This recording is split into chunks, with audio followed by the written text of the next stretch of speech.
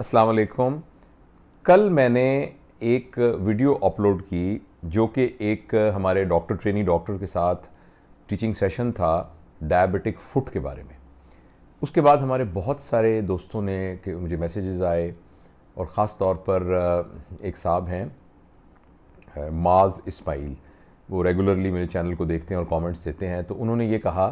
कि मैं इस वीडियो को अपने वालिद साहब को दिखाना चाहता था जो जिनको कि डायबिटीज़ है और डायबिटिक फुट का प्रॉब्लम है, लेकिन ये कि ये तो अंग्रेज़ी में है तो ये मैं उनको नहीं दिखा सकता। तो मुझे वाकई ख्याल आया और उसके बाद बहुत सारे मुझे टेलीफोन आए और मेरे जो कॉलीग इन तमाम कमेंट्स को देखते हैं हर रोज़, तो उन्होंने मुझे बताया कि डायबिटिक फुट के बारे में इस कदर सवाल पूछे गए हैं कि ये बहुत ज़रूरी है कि उर्दू में इसके बारे में बात की जाए और ये टेक्निकल बात ना हो बल्कि ये मरीज़ों के लिए बात हो। तो मैं मुख्तसर बताना चाहता हूँ वो तमाम मेरे बहन भाई दोस्त जो और बुज़ुर्ग जिनको डायबिटीज़ है, शुगर की बीमारी है, उनके लिए ये बहुत ज़रूरी बात है। वो ये है कि शुगर के मरीज़ में जिस्म के तमाम आज़ा मुतासिर हो सकते हैं, लेकिन खुशी की बात यह है कि अगर आप अपने शुगर को कंट्रोल रखें और बर वक्त आप अपना इलाज करवाएं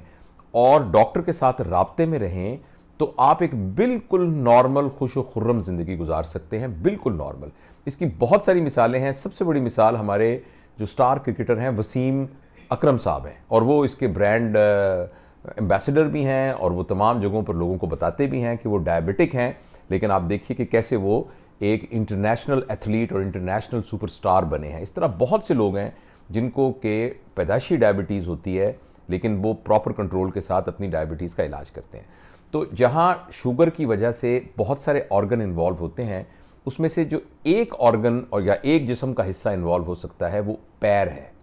और इस बीमारी को हम डायबिटिक फुट कहते हैं। समझने की बात यह है कि शुगर के मरीज़ के अंदर जो खून की शरियानें हैं उनके अंदर खून का बहाव कम हो जाता है, जिसकी वजह से जितना जिस्म दिल से दूर हिस्सा होगा वहाँ खून कम पहुँचता है। अच्छा, हमारे हाथों में भी खून कम पहुँचेगा, ज़ाहिर है ये भी दिल से बहुत दूर है, लेकिन हाथ ऊपर होते हैं तो ग्रेविटी की वजह से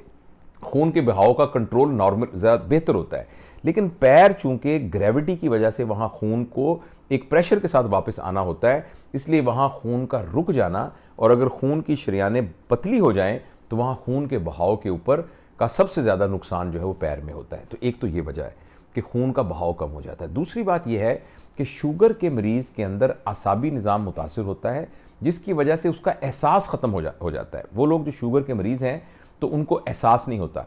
अगर उनके जूते में कोई चीज़ उनको काट रही है तो उनको पता नहीं चलता, अगर फ़र्ज़ करें उसमें कोई ज़ख़म हो गया है तो उन्हें पता नहीं चलता, कोई इन्फेक्शन हो जाए तो उन्हें पता नहीं चलता। और अभी सर्दियों के अंदर तो बहुत ही ये कॉमन इंजरी है कि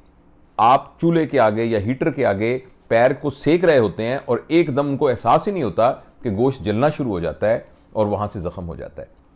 तो खून के दौरान के कम होने की वजह से और आसाबी निज़ाम के मुतासिर होने की वजह से अगर कोई वहाँ इंजरी हो और कोई चोट ज़रा सी भी लगे या ज़रा सी इन्फेक्शन हो तो वो फिर ज़ख़म बढ़ना शुरू हो जाता है। तीसरी वजह यह है कि वो लोग जिनकी शुगर कंट्रोल नहीं होती तो उनके खून के अंदर शुगर के ज़्यादा होने की वजह से जरासीम का हमला होना बहुत आसान है। देखें ना, अगर दस्तरखान पर बहुत से खाने रखे हुए हों तो मेहमान जब आएंगे तो उनका जाने को दिल नहीं चाहेगा। तो जरासीम जब आ जाते हैं तो चूँकि पूरे खून के अंदर और टिश्यूज़ के अंदर ख़ासतौर पे यानी हमारे बॉडी के अंदर शुगर ज़्यादा होती है तो फिर इन्फेक्शन के होने के चांसेस भी बढ़ जाते हैं। और चौथी बात यह है कि शुगर के मरीज़ों का मुदाफ़ती निज़ाम जिसे इम्यूनिटी कहते हैं वो बहुत कमज़ोर हो जाती है, जिसकी वजह से अगर थोड़ी सी भी इन्फेक्शन होती है तो वो फिर वहाँ इकट्ठी रहती है। इन चार वजूहात की वजह से पैर जो हैं उनके ऊपर शुगर की वजह से हमला हो सकता है और वो नुकसान हो सकता है। देखिए, इसका जो सबसे बड़ी निशानी है और जो सबसे अहम तरीका है जिसके ज़रिए हम इसको बचा सकते हैं वो ये है कि पैर का रोज़ाना मुआयना किया जाए। और उस सिलसिले में जैसे मैंने अपनी पिछली वीडियो में ये बताया था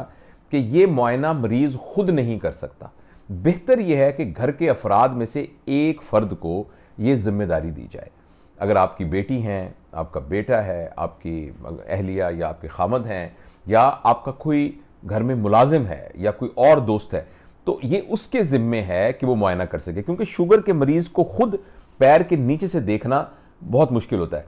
अच्छा, हालांकि बाज़ार में इस तरह से सेल्फी स्टिक होती है ना, इस तरीके से कुछ आईना भी मिलते हैं कि जिनको लंबा करके पैर के नीचे से देखा जा सकता है, लेकिन ये बहुत बेहतर होगा कि कोई और आपके पैरों का मुआयना करे। तो हमारी ये हिदायत ये होती है कि हर रोज़, चाहे आपको यानी पैर इन्वॉल्व है या नहीं है, ये रोज़ाना का मामूल होना चाहिए हर शुगर के मरीज का, कि हर रोज़ पाँव को एक नीम गर्म पानी के अंदर डिप करके थोड़ी देर रखा जाए और उसके बाद उसको अच्छे तरीके से साफ किया जाए और कोई और शख्स पूरे पैर का मुआयना करे, नाखून के दरमियान में देखे और उंगलियों के दरमियान में देखे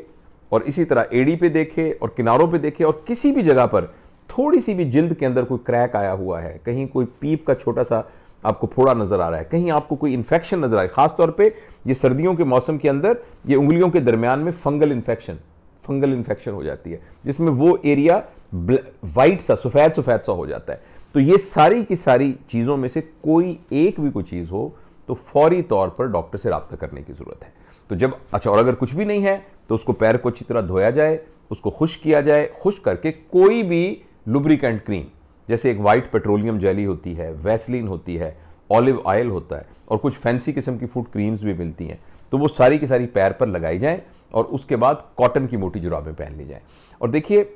एक बड़ी एहतियात यह है कि शुगर का मरीज जो ऐसा जूता ना पहने जिसके अंदर डिजिट्स के दरमियान के अंदर, यानी टो के दरमियान के अंदर कोई स्ट्रैप हो, ताकि यानी एक जगह पर प्रेशर बहुत ज्यादा ना हो। एक आम आदमी जिसको जिस किस्म का भी जूता होगा, अगर वो जूता काटेगा तो उसे फौरन पता लग जाएगा, लेकिन शुगर के मरीज को पता नहीं चलेगा। इसलिए प्रेफरेबल यह है कि एक बंद जूता जो कैनवस का शूज है, जो कि यूनिफॉर्म प्रेशर हर तरफ से डालता है, इस किस्म का जूता पहना जाए। तो ये वो एहतियात हैं। और हम हमेशा ये कहते हैं कि जिस तरीके से हम अपने चेहरे का ख्याल रखते हैं, इसी तरीके से हमें अपने पैर का ख्याल रखने की ज़रूरत है अगर हम शुगर के मरीज़ हैं। तो ये तो उन लोगों के लिए है जिनको शुगर है और वो किस तरीके से अपने पैर को शुगर से मुतासिर होने से बचा सकते हैं। लेकिन अगर खुदा न खास्ता आपके पैर में इन्फेक्शन हो गई है तो फ़ौरन आपको डॉक्टर के पास रब्ता करना है। वो डॉक्टर आपकी शुगर को कंट्रोल करेगा इंसुलिन के ज़रिए, वो डॉक्टर आपको एंटीबायोटिक देगा, यानी कि दवाइयाँ जो कि जरासीम कुश होती हैं, और आपके पैर का एक्सरे करवाएगा, क्योंकि एक्सरे बहुत ज़रूरी है। अगर एक्सरे में आपकी हड्डी मुतासिर नहीं हुई तो ये बहुत अच्छी खबर है। इसका मतलब ये होगा कि आपके पैर की अच्छे तरीके से सफाई की जाएगी, उसमें से जितना यानी मुतासरा हिस्सा है उसको निकाल दिया जाएगा और वो बार बार आपको पट्टियाँ करवानी पड़ेंगी, तो उसके बाद वो ज़ख्म इंशाअल्लाह अज़ीज़ भर जाएगा। और खुदा न खास्ता अगर हड्डी उसमें मुतासिर हो गई है तो हो सकता है आपका डॉक्टर खुदा न खास्ता ये भी फैसला करे कि जिस्म का पैर का कुछ हिस्सा पैर से जुदा करना पड़ेगा, जिसमें बाज़-औक़ात एक उंगली को भी काटा जा सकता है, बाज़-औक़ात पूरे पैर को भी और बाज़-औक़ात टांग के ऊपर भी। लेकिन मैं अल्लाह से दुआ करता हूँ और आप सबको यानी आपसे गुजारिश करता हूँ कि जिन लोगों को भी शुगर है वो इस तरह की ख़तरनाक आउटकम से अपने आप को बचा सकते हैं अगर वो पैर की रोज़ाना उसी तरीके से देखभाल करें जिस तरीके से वो अपने चेहरे की देखभाल करते हैं। तो यही मेरा पैगाम है। मुझे यकीन है और ख़ास तौर पे ये मैं वीडियो जो है वो माज़ इस्माइल साहब के कहने पर बना रहा हूँ। आप माज़ अपने वालिद साहब को ज़रूर दिखाइएगा और मेरे लिए भी उनसे दरख्वास्त कीजिएगा कि वो मेरे लिए भी दुआ करें। बहुत शुक्रिया।